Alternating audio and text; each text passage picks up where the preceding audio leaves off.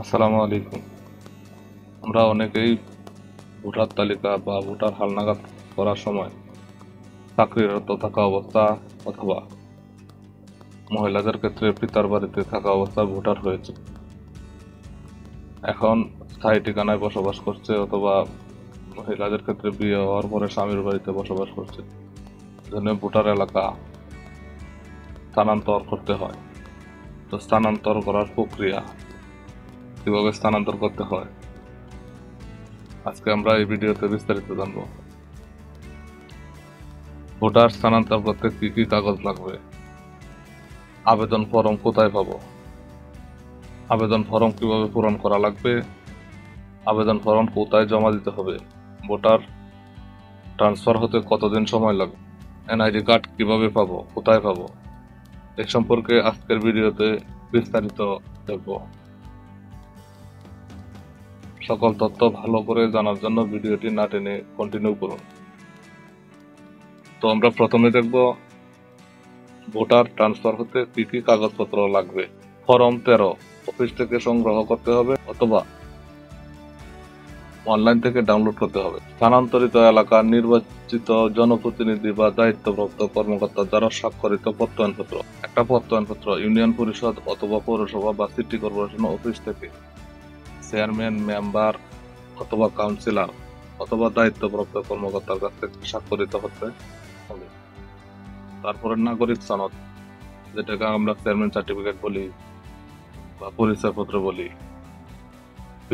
বিদ্যুৎ বিলে থাকা গ্রাহকের নামের সাথে ভোটারের সম্পর্ক স্থাপনের জন্য বিদ্যুৎ গ্রাহকের জাতীয় পরিচয়পত্রের ফটোকপি। যার ভোটার ট্রান্সফার করা হবে তার যদি বিদ্যুৎ বিলের কপি না থাকে, তার ভাই অথবা তার মা, তার বাবা, তার আত্মীয়র কোনো কারো বিদ্যুৎ বিলের কপি দিলেও চলবে। সেক্ষেত্রে তার একটা ভোটার আইডি কার্ড আবেদনপত্রের সাথে দিতে হবে। তারপর আছে আবেদনকারী ভাড়াটিয়া হলে ঘর মালিকের জাতীয় পরিচয়পত্র ফটোকপি এবং মালিকের অনাপত্তিপত্র স্থানীয় জনপ্রতিনিধি বা দায়িত্বপ্রাপ্ত কর্মকর্তা দ্বারা প্রতি স্বাক্ষরিত। তারপরে হচ্ছে পৌর কর বা চৌকিদারি কর প্রদানের রসিদ। পৌর কর, যেটা আমরা পৌরসভায় দিয়ে থাকি, করের যে রসিদটা আছে সেই রসিদটা, এবং চৌকিদারি কর প্রদানের রসিদ, যেটা আমরা ইউনিয়ন পরিষদে দিয়ে থাকি। শনাক্তকারী স্থানে স্থানান্তরিত এলাকার নির্বাচিত জনপ্রতিনিধি বা দায়িত্বপ্রাপ্ত কর্মকর্তার নাম, জাতীয় পরিচয়পত্র নম্বর এবং সিল সহ স্বাক্ষর। ভোটার স্থানান্তরের আবেদন ফর্মটা একটা শনাক্তকারীর ঘর আছে। এই ঘরে এলাকার নির্বাচিত জনপ্রতিনিধি, মেম্বার, চেয়ারম্যান, মেয়র বা ওয়ার্ড কাউন্সিলর অথবা দায়িত্বপ্রাপ্ত কর্মকর্তা, তাদের অনুপস্থিতিতে দায়িত্বপ্রাপ্ত যে কর্মকর্তা থাকে তার নাম এবং তার জাতীয় পরিচয়পত্র নম্বর এবং তার সিল সহ স্বাক্ষর নিত। ভোটার এলাকা স্থানান্তর কার্যক্রমে কোনো প্রকার ফি প্রদান করতে হয় না। বিষয়দ্রষ্ট আবেদনকারীকে অবশ্যই সশরীরে অফিসে উপস্থিত হয়ে আবেদন ফরম জমা প্রদান করতে হবে।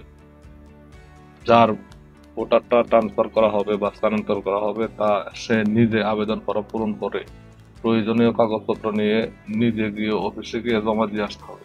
এরপরে আমরা দেখবো আবেদন ফর্মটা কোথায় পাবো। এই জন্য আমরা একটা ব্রাউজারে যাব। ব্রাউজারে গিয়ে সার্চ বারে লিখবো ভোটার স্থানান্তর ফর্ম। এখানে আমরা দেখতে পাচ্ছি ভোটার স্থানান্তর ফর্ম 13, এটাতে ক্লিক করি।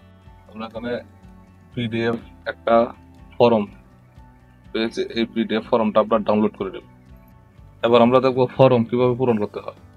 স্ক্রিনে আমরা ভোটার ট্রান্সফার আবেদনের ফর্মটা দেখতে পাচ্ছি। এক, ভোটার এলাকা হইতে অন্য ভোটার এলাকায় ভোটার স্থানান্তরের আবেদন। প্রাপক উপজেলা থানা নির্বাচন অফিসার। এখানে আমরা উপজেলা বা থানা নির্বাচন অফিসের নামটা লিখে দেব। তারপরে জেলার নাম লিখে দেব। তারপরে প্রথমে 1 নম্বরে আছে আবেদনকারীর নাম। এখানে আবেদনকারী নামটা লিখে দিতে হবে।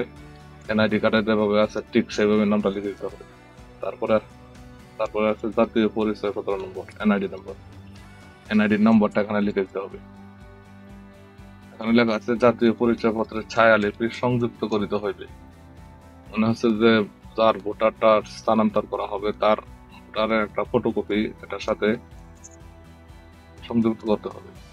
তারপরে ভোটার এনআইডি কার্ডে যে জন্ম তারিখটা আছে সেই জন্ম তারিখটা এখানে লিখে দিতে হবে। 4 নাম্বার ঘর, বর্তমান তালিকাভুক্তি সংক্রান্ত তথ্যাদি।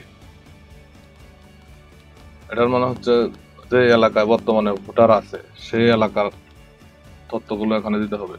ভোটার নম্বর, ভোটার এলাকার নাম, ভোটার এলাকার নম্বর, উপজেলা বা থানা, জেলা, গ্রাম বা রাস্তার নাম ও নম্বর, বাসা বা হোল্ডিং নম্বর।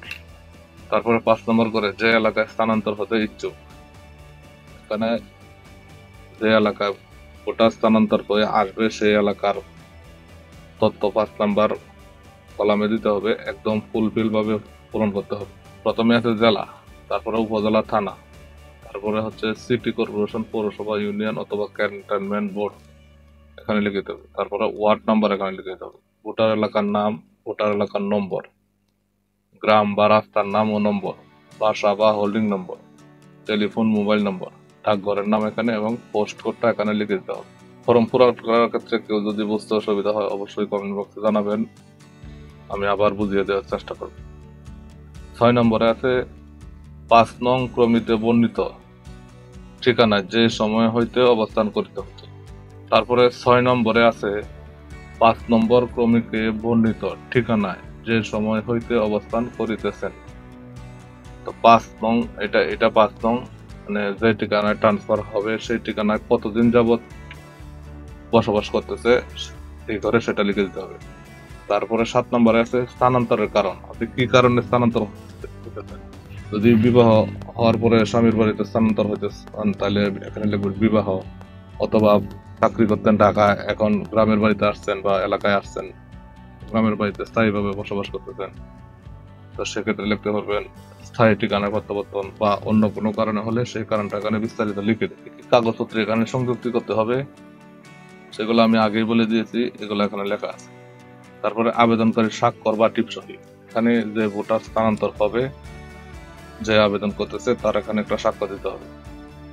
তারপরে আবেদনকারীকে শনাক্তকারী স্বাক্ষর, যেটা আমি অলরেডি ভিডিও শুরুতে বলেছি, এখানে চেয়ারম্যান বা মেম্বার বা ওয়ার্ড কাউন্সিলর বা পৌর মেয়র অথবা দায়িত্বপ্রাপ্ত যে কর্মকর্তা আছে তার এখানে স্বাক্ষর, নাম, জাতীয় পরিচয়পত্র নম্বর এবং ঠিকানা এবং একটা সিল সহ দিতে হবে। তো ভোটার ফর্ম পূরণ করার সিস্টেমটা আমরা দেখলাম। এবার আমরা দেখবো জানবো জমা দিতে হবে কোথায়। তো প্রয়োজনীয় কাগজপত্র এবং ফর্ম ফিল আপ করে উপজেলা বা থানা বা জেলা নির্বাচন অফিস, আপনার সংশ্লিষ্ট যে নির্বাচন অফিস আছে সেখানে গিয়ে সশরীরে উপস্থিত হয়ে জমা দিতে হবে। তো আরেকটা প্রশ্ন আছে যে ভোটার স্থানান্তর হতে কতদিন লাগে। আগে ভোটার স্থানান্তর হতে 1 মাস, 15 দিন বা 20 দিন বা 1.5 মাস সময় যেত, কিন্তু বর্তমানে ভোটার স্থানান্তর হওয়ার জন্য খুব তাড়াতাড়ি হচ্ছে। 5 দিন, 7 দিন বা 1 সপ্তাহ, 10 দিন, 15 দিন এরকম ভিতরে কাজ হচ্ছে। কাগজপত্র যদি ঠিক থাকে আপনার, তাহলে সর্বোচ্চ 1 মাস, এর বেশি লাগার কথা নয়।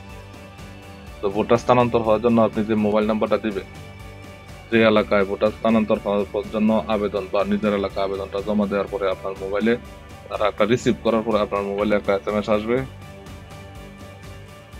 তারপরে যে এলাকায় ভোটার আছেন আপনি, আবেদনটা চলে যাবে সেই জায়গায়, সেখান থেকে তারা অ্যাপ্রুভ করার পরে আরেকটা SMS আসবে। তার 2টা SMS আসার পরে আপনি বুঝে নেবেন যে আপনার ভোটার স্থানান্তরটা কমপ্লিট হয়েছে। তারপরে আরেকটা বিষয় হচ্ছে ট্রান্সফার হওয়ার পর কার্ড কিভাবে পাবো, মানে ট্রান্সফার আপনি হইলেন, তো আপনার যে আইডি কার্ডটা আছে এটা তো আগের ঠিকানায় দেয়া, নতুন ঠিকানার আইডি কার্ড কিভাবে আপনি পাবেন। তো আপনি যদি অনেক আগে ভোটার হয়ে থাকে, যে সময় হাতে হাতে কার্ড বিলি করছে, এই সময় ভোটার হওয়া থাকলে আপনার অনলাইনে একটা রেজিস্ট্র আবেদন করতে হবে। রেজিস্ট্র আবেদন করার পরে আপনি অনলাইন থেকে ভোটার আইডি কার্ডটা প্রিন্ট লেমিনেট করে নিতে পারবেন। আর যদি আপনি ইদানিং এর ভোটার হয়ে থাকেন, যে ভোটার কার্ডগুলো আমরা অনলাইন থেকে ডাউনলোড করে নিয়েছি, তারা যদি এরকম ভোটার ঠিকানা ট্রান্সফার করে তাহলে সরাসরি এনআইডি কার্ডটা একদম আপনার অনলাইন থেকে ডাউনলোড করে নিতে পারবেন। সেক্ষেত্রে কম্পিউটারের দোকানে গিয়ে বা নিজে নিজেও আপনি ডাউনলোড করে নিতে পারবেন। তো আমরা আজকের ভিডিওতে ভোটার ট্রান্সফার হওয়ার বিস্তারিত জানলাম।